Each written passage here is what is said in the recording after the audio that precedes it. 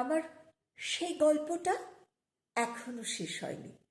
শোনো, পাহাড়টা আগেই বলেছি ভালোবেসেছিল মেঘকে, আর মেঘ কিভাবে শুকনো খটখটে পাহাড়টাকে বানিয়ে তুলেছিল 26 বছরের ছোকরা, সে তো আগেই শুনেছ।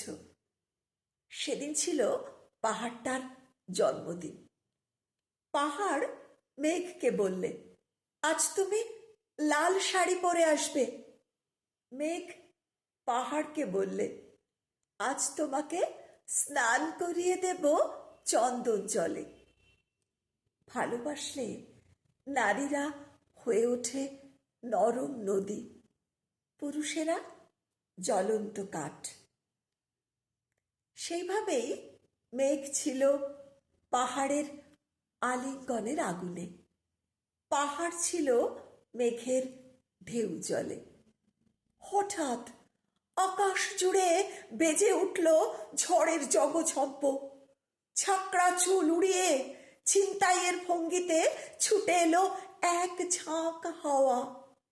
মেঘের আঁচলে টান মেরে বলল, ওঠ ছুরি, তোর বিয়ে। এখনো শেষ হয়নি গল্পটা।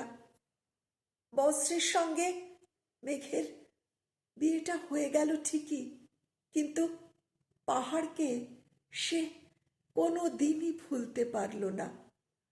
বিশ্বাস না হয় তো চিরে দেখতে পারো পাহাড়টার হাড় পাঁজর, ভিতরে থই থই করছে শত ঝর্ণার জল।